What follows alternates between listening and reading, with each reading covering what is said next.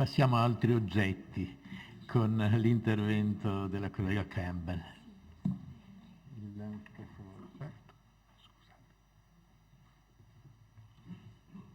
Uno più bello dell'altro.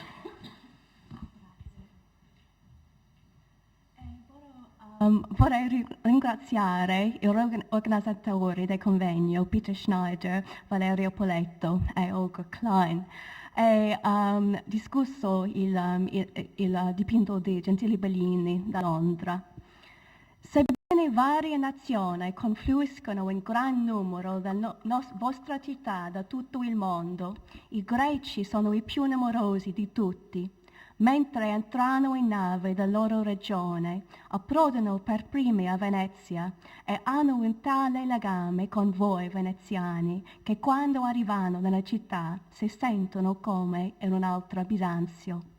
E con queste parole celebre, il cardinale greco Giovanni Bessarione, in esilio a Costantinopoli, diede la sua famosa collezione di manoscritti alla Repubblica di Venezia del 1468. La maggior parte della biblioteca di Bessarione era stata raggruppata dopo la caduta di Costantinopoli 15 anni prima, per gli interessi dei greci di oggi, come anche per quelli che potranno avere una maggior fortuna nel futuro. Oltre ad essere un'ispirazione per i greci viventi e quelli futuri, le glorie della letteratura cristiano-greca contenuti nella biblioteca avevano anche come scopo quello di essere ambasciatrice per la causa greca. Bessarione sperava che essi ricordassero ai latini del loro continuo debito verso la cultura e la religione greca e del loro dovere di salvare il popolo greco. Così fu anche la funzione dell'altro importante dono di Bessarione a Venezia, la Stauroteca, che è il soggetto di nostro convegno. 5 anni prima, mentre negoziava con il doge Cristoforo Moro per ottenere l'aiuto di Venezia alla crociata contro i Turchi, il cardinale aveva dato alla città un oggetto forse importante tanto quanto quello della sua biblioteca. Questa è la Stauroteca, un reliquario destinato a contenere piccoli frammenti della vera croce di Cristo. Lui aveva promesso alla scuola grande della carità, ma che però rimase con lui fino alla sua morte. La storia dell'acquisizione del reliquario da parte di Venezia e la reazione artistica prodotta da Gentile Bellini portano testimonianza della costante importanza degli esempi greci per la vita della città e l'arte veneziana alla fine del Quattrocento. I motivi di Bessarione nel preferire la scuola della carità con il suo reliquario imperiale furono probabilmente un insieme di risultati immediati e una strategia a lungo termine.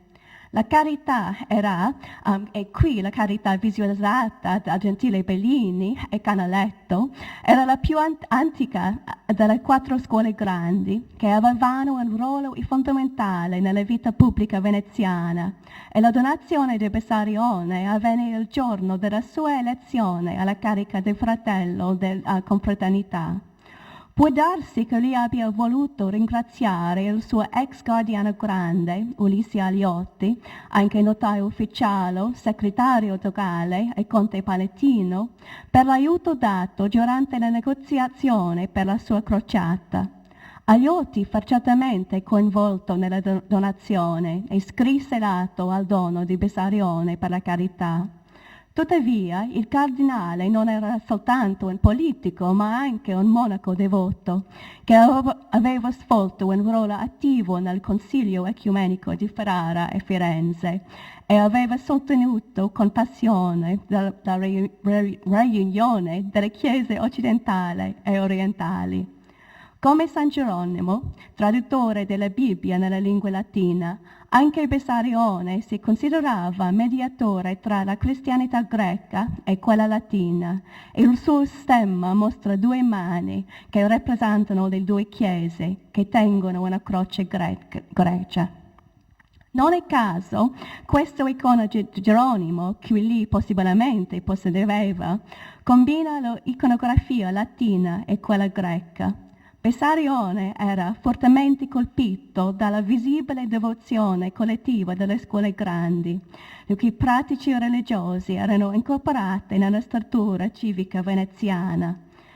Le scuole facevano delle processioni ogni settimana attraverso i quartieri della città, ma il momento più prestigioso dell'anno per la confraternita erano le importanti processioni durante le feste religiose, come il giorno di San Marco, visualizzato qui dal Gentile Bellini in dettaglio della processione in piazza San Marco, il Corpus Christi e il Venerdì Santo, come anche le celebrazioni civili. In queste occasioni i fratelli della scuola sfilavano attraverso la città portando candele, striscone e reliquari di grande importanza che venivano raramente mostrati. Un'altra delle scuole grandi, quella del San Giovanni Evangelista, era famoso per avere un frammento della vera croce che faceva miracoli, come illustrano i dipinti di Gentile Bellini e altri per questa scuola. Questo reliquario era stato dato nel 1379 da Filippo de Mézières, cancelliere di Cipro. È possibile che il cardinale Bessarione abbia pensato che non c'era modo migliore di questo nel continuare la cristianità greca all'interno della Venezia latina e per questo motivo diede il suo reliquario alla confraternita. È probabile che a un certo punto, prima del 1472, su richiesta di Bessarione, vennero fatte delle modifiche alla Staroteca per fare in modo che la confraternita veneziana potesse usufruirne in modo più efficiente. La Staroteca e i dipinti, incorniciati da un'elaborata struttura, forse veneziana o forse italiano, in metallo, e la croce venne messa in manico in modo di poterla portare durante le processioni da devoti della confraternita. L'effetto prodotto di questo insieme di fattura bizantina e occidentale è stato paragonato a quella della chiesa di Santa Maria dei Miracoli di quel tempo e anche la chiesa in un certo senso come un reliquario, forse la chiesa contiene un'immagine miracolosa dal mano di Niccolò di Pietro. L'edificio della chiesa è rivestito in marmo, un'usanza d'origine bizantina ma molto veneziana anche, ma la chiesa ha in forma rinascimentale. La chiesa di Miracoli, come il reliquario restaurato da Bessarione, sembra bizantina ma in stile occidentale. Nel maggio del 1472 l'anziano e infermo Bessarione si trovava a Bologna e mandò 3 commissari per accompagnare il suo reliquario nella sua nuova residenza. Questi arrivarono circa un mese dopo, nel giorno di Santissima Trinità, e nel mese successivo Andrea della Sega, gran guardiano della carità, scrisse a Bessarione, ricandongli lo straordinario benvenuto che Venezia aveva dato alla croce. L'intera città, guidata dal doge e dal patriarca, celebrano l'installazione temporanea sull'altare maggiore di San Marco con una messa cantata.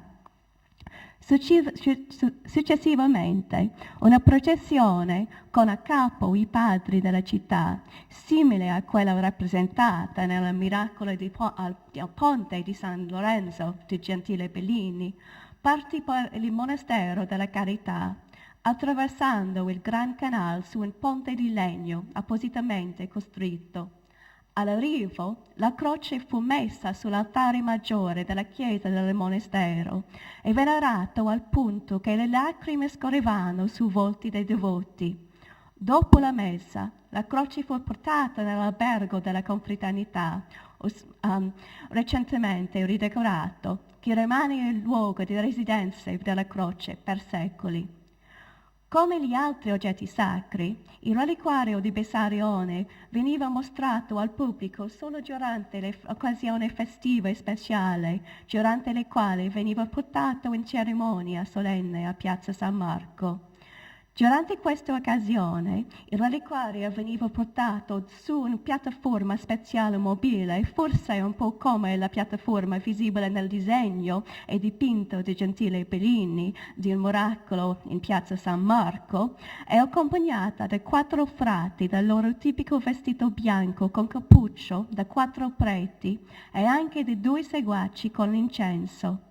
Di solito era custodita nell'albergo sotto chiave un tabernacolo dipinto, accanto a un ritratto di Bessarione e a un'iscrizione che sollecitava i fratelli a ricordarlo quando avrebbero alzato lo sguardo verso la sua croce. Nell'estate del 1472 a Gentile Bellini venne commissionato un ritratto di Bessarione, oggi perduto, e la porta dipinta del tabernacolo. La porta è acquisto dal National Gallery di Londra nel 2002. 2 serrature, oggi tappati, sono ancora visibili sul destra e la superficie dipinta è in alcune aree molto danneggiata dal continuo aprire e chiudere delle porte con le chiavi da parte di generazioni dei membri della confraternita. Sul retro della tavola si possono vedere come dei disegni di chiodi che decoravano la porta dell'armadio. Il pannello non è stato assottigliato e mantenere dunque il suo spessore originale.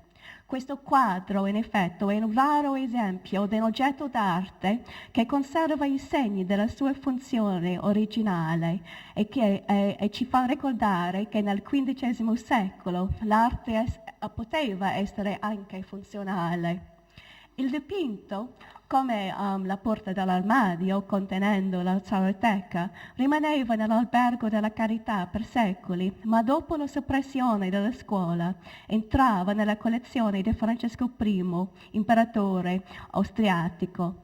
E nei primi anni del Novecento la porta, adesso classificata come un quadro, era parte della collezione Lederer a Vienna. Erich Lederer è stato un amico e mecenate di Egon Schiele e non sembra ridicolo, secondo me, di paragonare le qualità formali da un ritratto di Erich II, il figlio di Erich, e il ritratto di Bessarione e la sua croce da Gentile Bellini. Le 2 immagini hanno forme rettangolari e i 2 quadri semplificano e concentrano i caratteristici dei personaggi e oggetti ritratti. La scelta del pittore potrebbe essere stata influenzata da Ulisse Aliotti, che un tempo aveva dedicato un sonetto al padre dell'artista, Jacopo Bellini. Ma la preferenza per Gentile Bellini non fu una sorpresa. Nel 1472 egli era già un pittore ben conosciuto per le scuole e per lo Stato di Venezia e aveva già lavorato con il padre, il fratello Giovanni, per la chiesa del monastero della Carità negli anni 60 del 400. E a questo periodo è importante anche dire che Gentile era il più celebre dei 2 fratelli Bellini. La porta dipinta, che attualmente è alla National Gallery, è un insieme affascinante delle 2 delle caratteristiche più famose del Gentile Bellini. Queste dimostrano una certa curiosità per la civiltà del Mediterraneo orientale e la capacità di fare ritratti di gruppo. Uno dei quadri più celebri del Gentile Bellini è anche nella collezione della National Gallery di Londra, il ritratto di Sultano Maometto II. Gentile era stato a Costantinopoli per 18 mesi come ospite del sultano e il ritratto che è a Londra oggi fu probabilmente dipinto dal Bellini durante la sua visita a Costantinopoli. Ciò che è interessante a proposito del ritratto di Bessarione è che mostra l'interesse dei Bellini per un'altra civiltà orientale, quella dei Greci bizantini che il sultano Maometto II aveva conquistato. Il dipinto di Bellini raffigura la Staroteca senza il suo coperchio, nel suo aspetto più sacro. I 4 reliquari e i 2 ritratti in vetro dell'imperatrice Elena e dell'imperatore Costantino sono visibili su entrambe le parti del Cristo sulla croce e anche i 2 arcangeli, ma in posti diversi a quelli si trovano oggi. I 4 inginocchiato accanto alla croce, in una caratteristica posizione votiva, è il cardinale Bessarione, vestito con un abito tipico del monaco basiliani, e 2 fratelli della Carità, vestiti in abiti bianchi che portano una spilla rossa e nera. Da notare è che, ovviamente, la spilla rossa e nera era il simbolo della carità. Questi frati sono, probabilmente, Ulisse Agliotti e Andrea della Sega, che avevano avuto un ruolo importante nell'acquisizione del reliquario per la confraternita. I membri della confraternita nel dipinto di Bellini sono anche inginocchiati per la preghiera, ma dietro la croce. L'intenzione di Bellini qui è quella di insegnare ai fratelli della scuola come venerare il reliquario. Inoltre, il dipinto di Gentile voleva ricordare al visitatore della carità dell'esistenza del reliquario anche quando questo era chiuso nell'armadio. La posizione dei fratelli dietro la croce è importante. Alzano lo sguardo alla croce, ma guardando il retro, sul quale c'è un'iscrizione che ricordava la donazione di Bessarione. Mentre il cardinale guarda dritto verso la base del reliquario.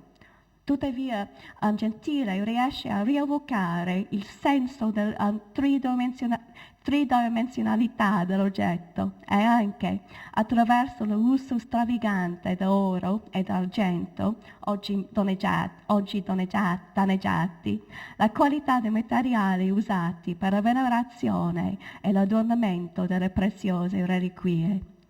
I fedeli dei Bellini sono raffigurati in un stile preciso, convincente e attendibile, e il loro aspetto è reso dall'accentuazione di certe caratteristiche fisiche come il naso bulboso del cardinale e il singolo peli grigi della sua barba greca, questa barba che gli era costata la posizione papale, o il volto scarno e ascetico del vecchio fratello, possibilmente Agliotti.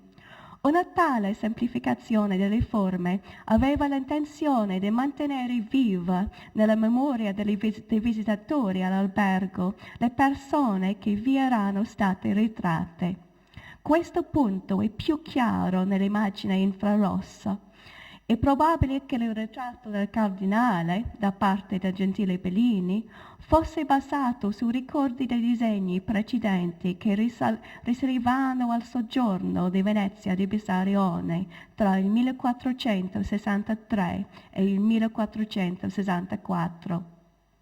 Certamente la sua fisionomia assomiglia a quella di altri ritratti che sono sopravvissuti, ma il ritratto più importante è quello della croce, che domina la composizione e incombe sui mortali. Il ritratto della croce aveva l'intenzione di evocare il senso dell'oggetto, piuttosto che rappresentarlo con una grande precisione. Così come le caratteristiche delle persone erano semplificate, le furono anche quelle della croce. Tuttavia, Gentile semplificò i bordi ornati di pietre preziose che dividono gli episodi del ciclo della Passione in modelli geometrici precisi e rese le iscrizioni greche come se fossero dipinte. Forse di maggior interesse è la sua interpretazione del dipinto sul ciclo della Passione. Grandi linee scure di pittore evocano il movimento del corpo di Cristo e, usando la destrezza del tecnico occidentale, sembrano rapide pennellate di colore. Gentile Ha catturato le caratteristiche e lo spirito essenziale, ma non tutti i dettagli dei quadri bizantini che sono, in un certo senso, più misurati. Questo è un ricordo di un oggetto greco espresso in una forma di pittura veneziana. Insomma, potremmo interpretare il dipinto di Bellini per l'armadio come un tipo di colonialismo veneziano. La staroteca, nell'interpretazione di Gentile Bellini, è divenuta un oggetto veneto-greco, un ritratto di una staroteca bizantina, ma usando un vocabolario veneziano. Il reliquario di Bessarione ricevuto a Venezia, secondo il resoconto di Della Sega, e anche così suggerito da Gentile Bellini, incarna la caratteristica veneziana del XV secolo nei confronti del Bisanzio e la sua civiltà. Illustra in eredità vivente piuttosto che in omaggio ai morti.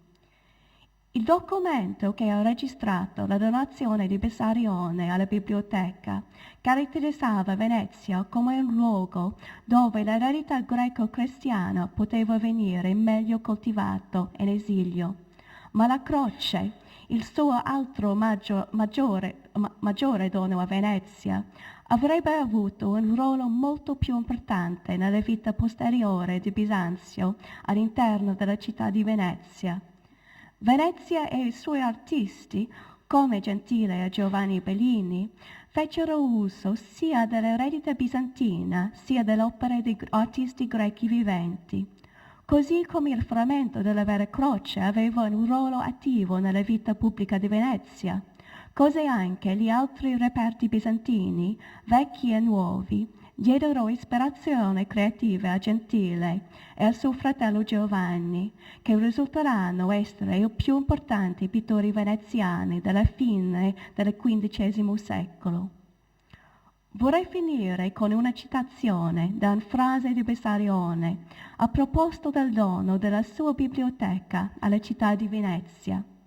Dopotutto, come potrei meglio disporre di questo dono se non offrendolo a coloro verso i quali io stesso sono più strettamente legato dai loro numerosi doni a me, se non dandolo alla città che ho scelto come mia nuova residenza quando la Grecia era soggiogato e dove sono stato ben accolto e lodato da voi con tale onore. La descrizione del legame di amicizia di Bessarione e l'affinità che lo portò a donare la sua biblioteca al procuratore di San Marco può anche essere applicata al suo dono alla scuola della carità. Questi legami erano reciproci. Bessarione e il reliquario furono ben accolti e celebrati dalla città con onore. Così come il reliquario di Bessarione divenne parte di Venezia, allo stesso modo il ritratto di Gentile Bellini del reliquario diviene parte di una lunga interazione creativa tra l'impero bizantino e Venezia. Questo stabilì un lungo contributo alla produzione pittorica di Venezia. Verso la fine del XV secolo, i pittori veneziani erano particolarmente consci dei loro legami alla Grecia, del passato e del presente. Artisti di ogni genere risposero a questo, dagli anonimi pittori di Madonne cretese e veneziane ai pittori principali della Repubblica, come Gentile e Giovanni Bellini.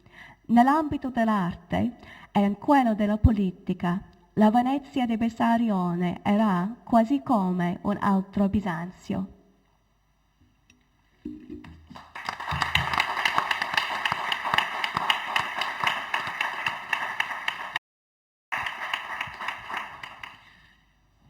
Grazie anche per questo intervento. Adesso andiamo a scoprire un altro Bessarione, cioè il Bessarione collezionista di oggetti liturgici.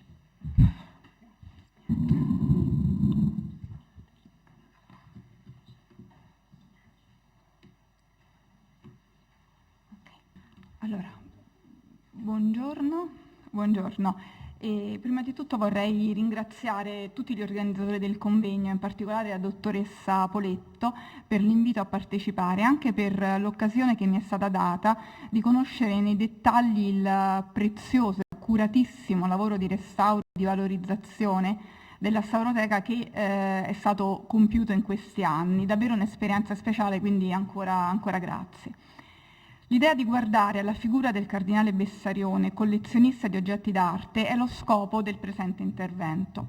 Un punto di vista, quindi, che è molto preciso e che necessariamente si limita a prendere in esame solo alcuni aspetti della vita e dell'attività del personaggio, con l'intenzione, almeno lo spero, di contribuire ad arricchirne e a completarne la conoscenza. Intenzionalmente l'accento è posto non tanto sulla collezione quanto sull'attività del cardinale in relazione ad una serie di oggetti artistici, tra cui spicca naturalmente la Stauroteca. Sono partita per questo lavoro da una domanda precisa. La domanda è questa: è corretto e soprattutto è possibile parlare dell'esistenza di una collezione legata alla figura di Bessarione? Questa domanda, il quesito a cui spero di dare una risposta convincente alla fine del mio intervento, non prevede una soluzione semplice ed univoca e necessita proprio per questo di un percorso che ha alcune tappe fondamentali, essenzialmente due. Innanzitutto occorre tracciare la fisionomia di questa collezione, che per il momento è solo presunta, attraverso gli oggetti che ne facevano parte, sia quelli nominati e descritti nelle fonti archivistiche e letterarie, sia quelli oggi sopravvissuti, tra cui naturalmente la Stauroteca. È necessario poi contestualizzare questa attività del cardinale attraverso due strade: l'individuazione dei periodi della sua vita e dei luoghi nei quali egli ha potuto dedicare risorse di tempo e di interesse a questa attività, e poi il confronto con le altre figure di collezionisti a lui contemporanei, che mette in luce qualche affinità e molte differenze e che a mio parere contribuisce molto a darci la risposta che mi sono proposta di cercare all'inizio. Questi filoni di indagine necessariamente si intrecciano tra loro ed attraverso queste strade, quelli che ho appunto definito percorsi di ricerca, vorrei arrivare alla fine a tratteggiare ed individuare i contorni di una figura di collezionista molto particolare. Questa non è naturalmente la sede opportuna per tracciare un profilo biografico anche breve di un personaggio così importante e complesso. Al contrario, in questa occasione vorrei molto brevemente ricordare alcuni momenti salienti della vita del cardinale, con particolare attenzione ai suoi spostamenti e soprattutto ai suoi soggiorni romani. Uno dei percorsi che si intende seguire per approfondire la ricerca sull'attività collezionistica del cardinale, ed è il primo percorso tra quelli che vi propongo stamattina, mira infatti ad isolare i luoghi ed i periodi durante i quali questa attività è nata e si è consolidata. Roma è sicuramente la città nella quale questo è avvenuto. E a Roma Bessarione arriva nel 1443. Reduce dalla sua partecipazione al concilio di Ferrara nel 1438, poi spostato a Firenze l'anno successivo, e dopo essere stato nominato nel 1440 cardinale ed essergli stato assegnato appunto il titolo romano della Basilica dei Santi 12 Apostoli. Tornerà poi di nuovo a Firenze dopo il 1440 e dal 43 è stabilmente a Roma dove nel frattempo il Papa ha trasferito il concilio. Dalla fine del 1443 al 1450 risiede stabilmente in città, alternando una intensa attività politica con studi teologici sempre più approfonditi. Stabilisce la sua residenza presso la Basilica dei Santi 12 Apostoli, in un palazzo adiacente al muro perimetrale destro della chiesa, in quella che era stata la residenza romana di Martino V Colonna. Nel 46 Papa Eugenio IV gli assegna il possesso di case e di orti contigui alla Basilica. Tra il 1450 e il 55 sappiamo che Bessarione risiede a Bologna, dove rappresenta l'importante incarico di rappresentare il governo papale. Il legame con Roma tuttavia rimane forte. Nel febbraio del 53 acquista una vigna nei pressi della chiesa di San Cesario, lungo il tratto extraurbano della via Appia, dove poi sarà costruito un casale. Allora, esistono diverse immagini della cosiddetta casina del Cardinal Bessarione. Io ho scelto di così presentarvela attraverso questa serie di immagini che sono presenti nell'archivio fotografico dell'Istituto Luce, perché è stata oggetto di una documentazione fotografica questo edificio e poi di un restauro tra la fine degli anni 20 e gli anni 30 del secolo scorso. Mi sembravano immagini, diciamo così, particolarmente suggestive, che danno proprio l'idea di una atmosfera.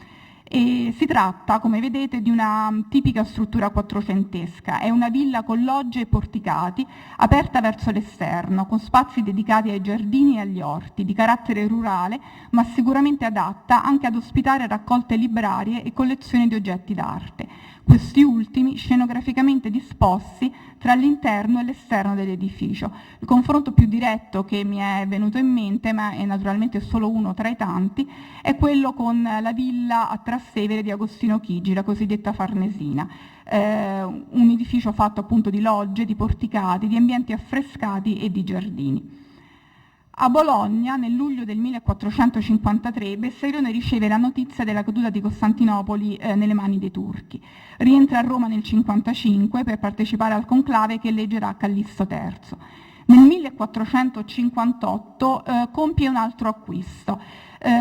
Acquista il casale cosiddetto della Cicognola Nova, nella località romana che oggi si chiama la Cecchignola, nei pressi della via Laurentina, una residenza che in seguito verrà lasciata in eredità alla Basilica dei Santi Dodici Apostoli. Questo casale viene affittato pochi anni più tardi, nel 63, e probabilmente non fu mai abitato dal cardinale, ma mi sembra utile sottolineare che risponde alla stessa tipologia di quello presso San Cesario già descritto, una villa suburbana con loggiato, giardino e ninfeo. L'immagine ci mostra la costruzione in un suggestivo acquarello ottocentesco che, a mio parere, mette in evidenza le caratteristiche costruttive che ho descritto. Allora, rapidamente procedo poi nella biografia di Bessarione. Tra la fine del 59 e il maggio del 60 compie diversi spostamenti, è prima a Mantova, poi in Germania e poi a Vienna. Tornerà in Italia nell'autunno del 1461, è prima ad Udine, poi a Bologna e infine di nuovo a Roma il 20 novembre. Qui, a Roma, nel 1462, ottiene la definitiva disponibilità del palazzo adiacente alla Basilica, che in quegli anni, come ci raccontano le fonti, aveva tanto provveduto ad ampliare, a restaurare, a mantenere, evidentemente anche durante il periodo bolognese. Oggi non abbiamo più elementi per capire come fosse disposta in pianta ed in alzato la casa di Bessarione. Probabilmente vi si accedeva direttamente dalla chiesa dalla cappella di Santa Eugenia. Due ambienti che oggi sono inglobati nel pianterreno dell'odierno Palazzo Colonna ne facevano sicuramente parte. Si tratta di due stanze di forma rettangolare con volta a botte, dove sono ancora leggibili gli stemmi del cardinale. Questi che ho presentato, non avevo disponibili l'immagine degli stemmi del cardinale all'interno di questi due ambienti, sono però molto simili a questi che presento, che sono gli stemmi contenuti nella cappella di Santa Eugenia, nella chiesa appunto dei Santi Dodici Apostoli. Questa è la casa che viene lodata dal Platina, che ne sottolinea la raffinata semplicità. Lascerà di nuovo Roma nel 1463, diretto a Venezia. Sappiamo questo soggiorno veneziano sarà importantissimo dal punto di vista dei rapporti appunto con la città lagunare. Rientrerà a Roma verso la fine del 1466. Comincia un periodo, gli ultimi anni della sua vita, di intenso studio e di attività diplomatica, che lo vedrà anche molto vicino all'elezione al soglio pontificio alla morte di Paolo II. Viene eletto invece Francesco della Rovere, Papa Sisto IV, che affiderà a diversi cardinali, tra cui anche Bessarione, l'incarico di cercare appoggi per una alleanza antiturca.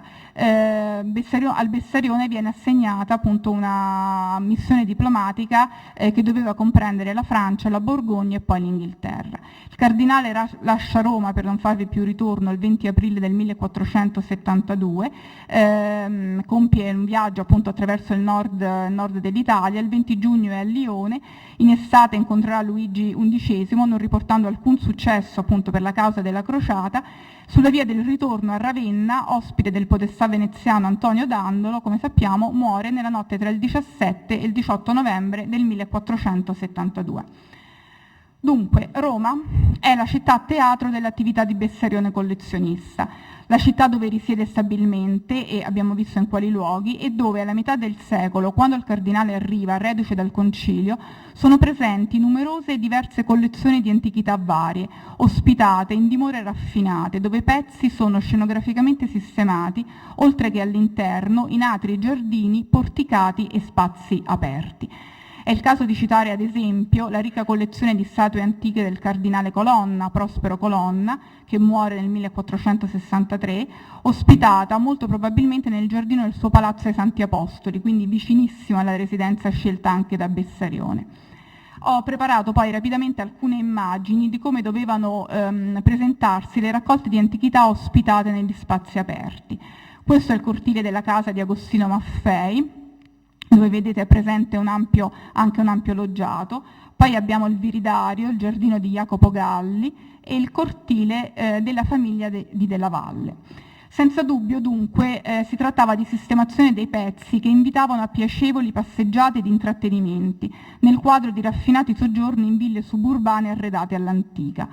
Bessarione sembra condividere con i contemporanei, uomini di chiesa e uomini di cultura, il possesso e la sistemazione di spazi adatti a questo tipo di attività, anche se la scarsità delle fonti ci costringe naturalmente a procedere solo per ipotesi. Le due residenze suburbane che ho citato sembrano avere in comune, con quelle appunto che ho anche nominato, compresa anche quella di Agostino Chigi, funzionalità architettoniche adatte per ospitare raccolte di antichità.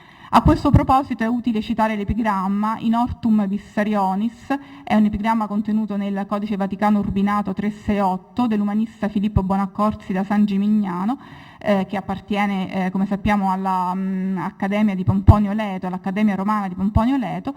In questo epigramma si loda nei toni propri dell'epoca un giardino pieno di raffinate e rare essenze vegetali che appartenne al Bessarione. La citazione, data la scarsezza delle fonti, è per noi preziosa e senza dubbio avvicina il cardinale alle modalità e agli stili di vita della Roma quattrocentesca, una vicinanza che però, appena colta in qualche modo, subito ci riporta su una strada diversa e ci costringe a percorrere un altro filone di questa ricerca.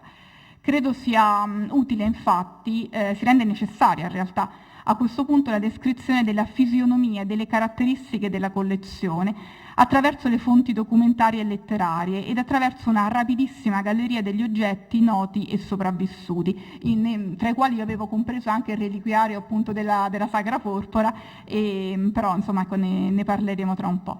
Di che cosa parliamo? È necessario infatti capire di che cosa parliamo quando parliamo di una collezione del cardinale Bessarione, quali sono gli oggetti e quali sono i materiali che ne fanno parte. È necessario farne la conoscenza prima di tutto attraverso le fonti documentarie.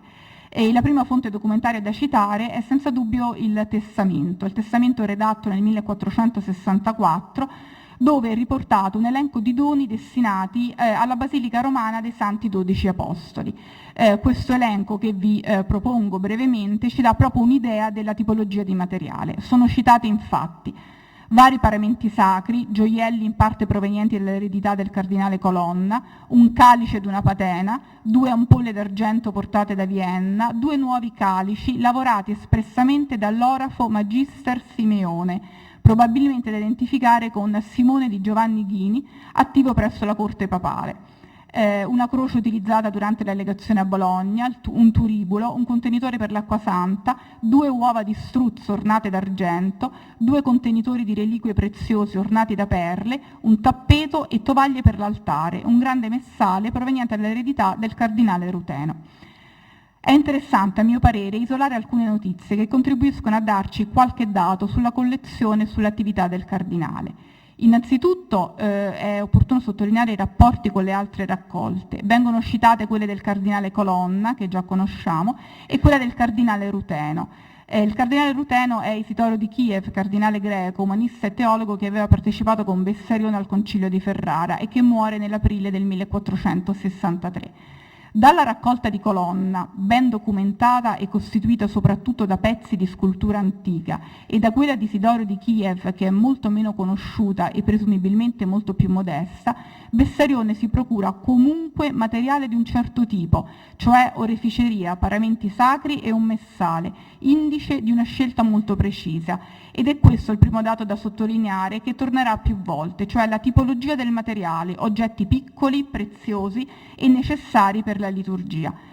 Questo materiale Bessarione lo compra oppure lo eredita?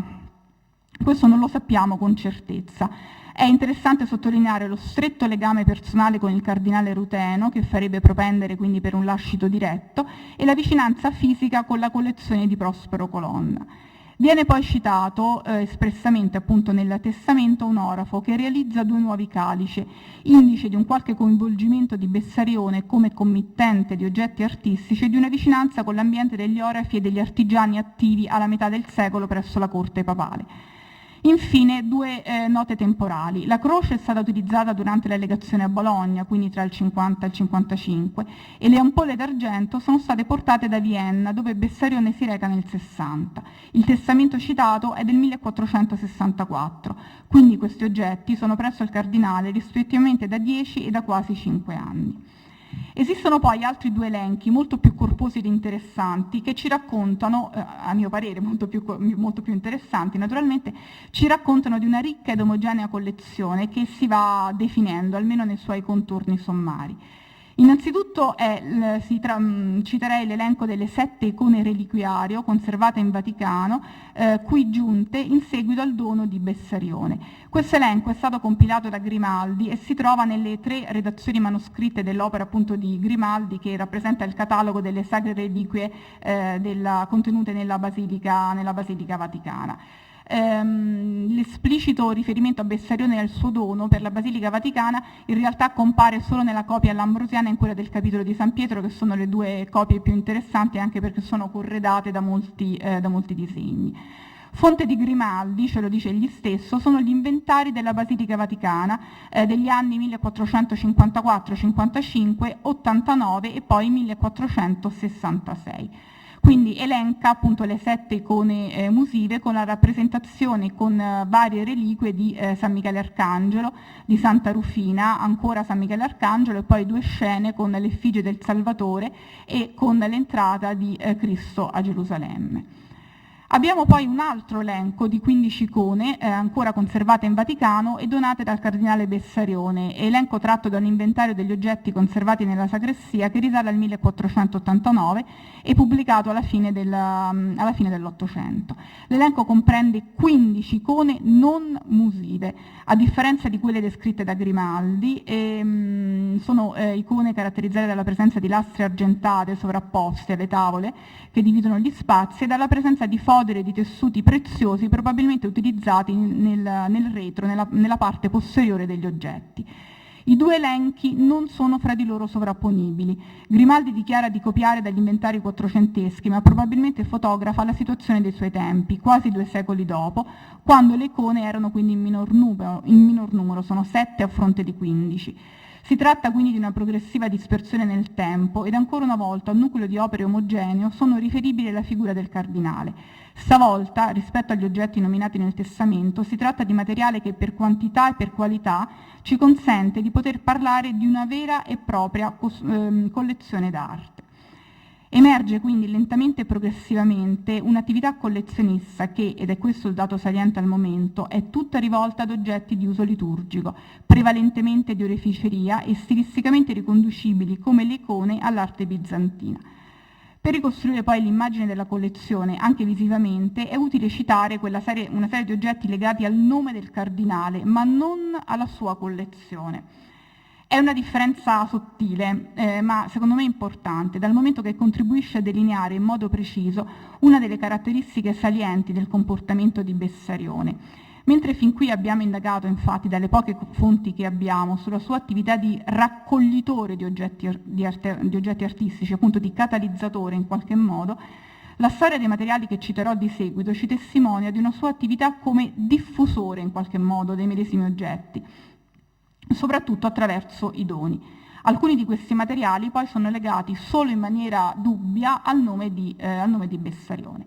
Allora, vado molto velocemente, alcuni di questi materiali sono stati già mostrati, quindi passo oltre. Questo appunto è il calice e la patena conservati nell'abbadia greca di Grottaferrata, il reliquiario appunto della Sacra Porpora, che una parte della bibliografia, almeno fino a stamattina, riferiva appunto anche in qualche modo al nome di Bessarione, la cassetta dei martiri di Trebisonda.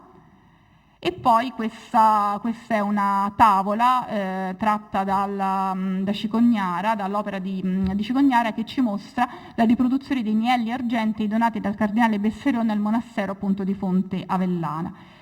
Sappiamo che nel 1456 infatti Bessarione dona una serie di oggetti ed un altarino portatile d'argento all'abbazia di Santa Croce a Fonte Avellana nei pressi di Gubbio.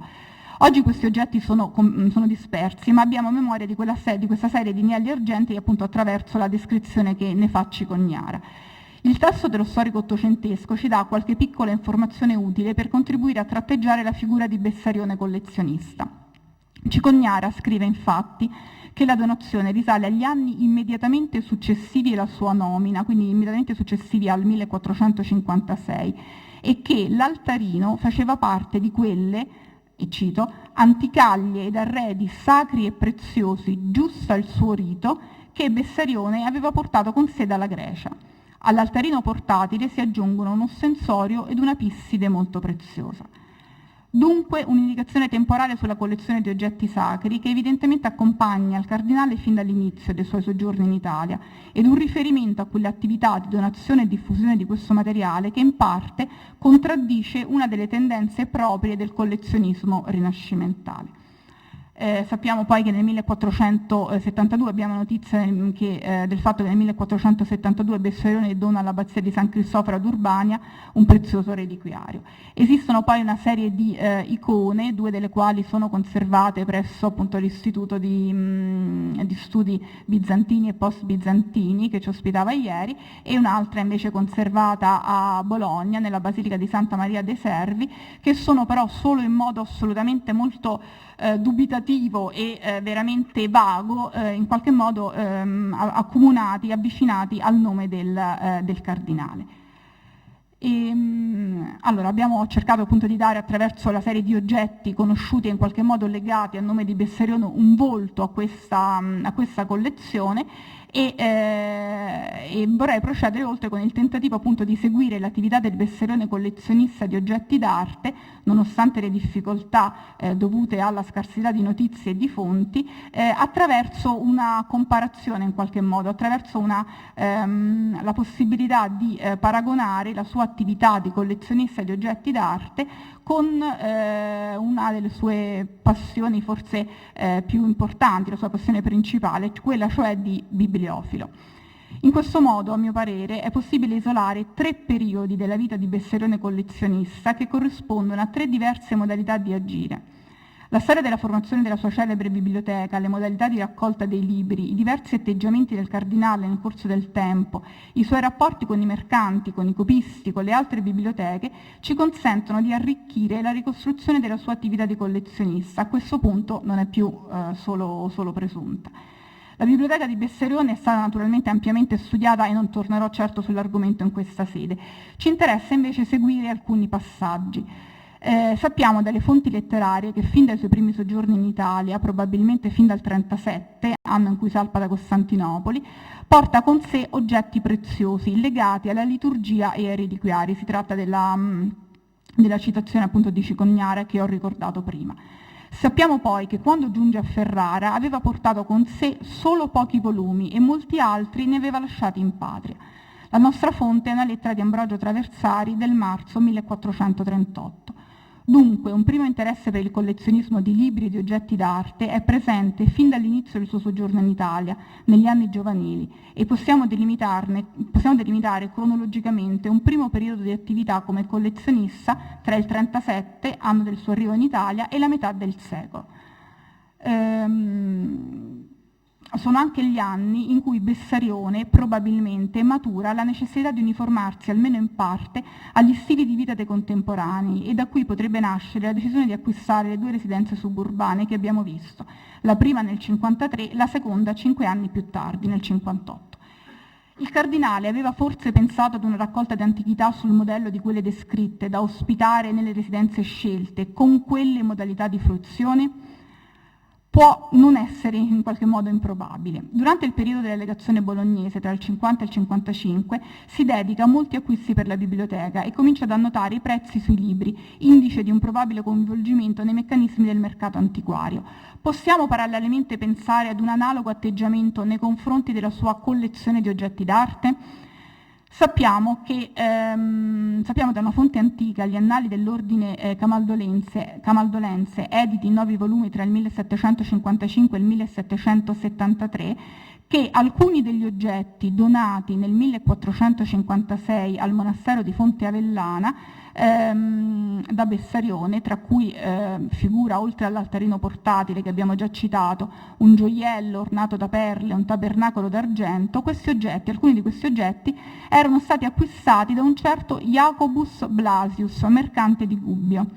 Il fatto che Bessarione abbia comprato gli oggetti, compiendo presumibilmente una scelta di gusto abbastanza precisa e non vincolata dalla presenza o meno di reliquie o da particolari connotazioni devozionali, avvicina questo atteggiamento a quello che dimostra nei confronti della sua attività di bibliofilo e lo inserisce nel circuito degli interessi e delle modalità del collezionismo contemporaneo. Dal 1450 circa, quindi fino alla metà del decennio successivo, Bessarione sembra particolarmente dedito alla raccolta di oggetti, anche attraverso operazioni commerciali. È il secondo periodo della sua attività di collezionista e forse non è un caso che i suoi acquisti immobiliari romani, che abbiamo già ricordato, risalgano proprio a questi anni. Aveva per caso necessità di maggiori spazi per allestire una raccolta di oggetti, seguendo l'esempio di quel collezionismo romano che abbiamo ricordato in precedenza? Dalla metà degli anni 60, a partire dal testamento del 64 e fino al momento della morte, ed è il terzo periodo che abbiamo individuato, comincia però una politica di donazioni a vari monasteri o realtà religiose e culturali che lo porteranno a diventare da catalizzatore di oggetti d'arte a diffusore in qualche modo degli stessi attraverso i doni. Dunque, riassumendo e sintetizzando i percorsi di ricerca che sono stati tracciati, possiamo dire che l'attività di Bessarione collezionista di oggetti d'arte è caratterizzata in parte dall'adesione a modelli e scelte di gusto proprie dell'ambiente romano ed in parte da valutazioni e comportamenti assolutamente originali. Se la scelta delle dimore suburbane che abbiamo descritto sembrerebbe tendere ad un collezionismo antiquario di statue, epigrafi e rilievi, collezionismo non documentato in nessun modo, l'analisi delle fonti documentarie e letterarie ci parla invece della vicinanza ad un altro tipo di raccolte, dedicato alle gemme, alle medaglie, ai piccoli manufatti di oreficeria, agli oggetti di uso devozionale e liturgico come le icone, oggetti che per loro natura e funzione sono diversi da quelli che facevano parte di una collezione naturalmente di antiquaria e che venivano conservati e fruiti anche naturalmente in modo differente. Possiamo immaginare la collezione di Bessarione simile a quella per esempio del cardinale Giordano Orsini di Montegiordano, anche se questo cardinale muore nel 1438, siamo un po' alti nella datazione, ma questa collezione comprendeva, come quella di Bessarione, manoscritti arredi sacri di uso liturgico e come quella di Bessarione viene donata al capitolo di San Pietro. Una qualche affinità è anche con la collezione del cardinale mantovano Francesco Gonzaga, che muore nel 1483. Tra le collezioni di questo genere, la più simile a quella del cardinale Niceno è naturalmente quella del cardinale Pietro Barbo, poi Papa Paolo II. A questo punto, dunque, è possibile, e mi avvio alla conclusione, una prima risposta alla domanda iniziale sull'esistenza o meno di una collezione. La risposta è naturalmente sì.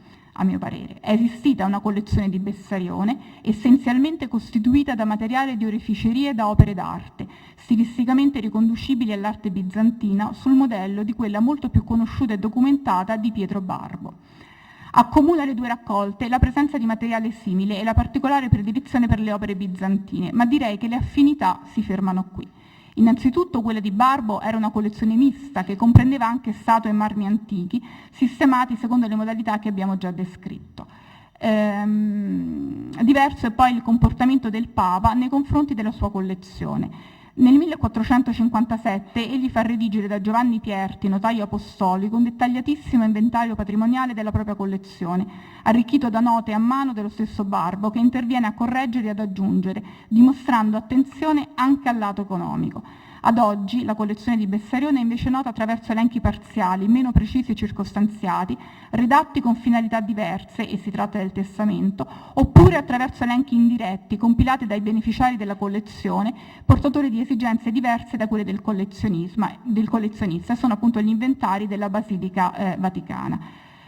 Infine il cardinale Barbo tende a segnare in qualche modo gli oggetti che passano attraverso la sua collezione con lo stemma di famiglia, ed è il caso del citato appunto reliquiario di Montalto e del cosiddetto dittico quiriniano. Gli oggetti simili appartenuti a Bessarione portano invece traccia non tanto del passaggio nella collezione quanto del dono che il cardinale niceno di volta in volta compie.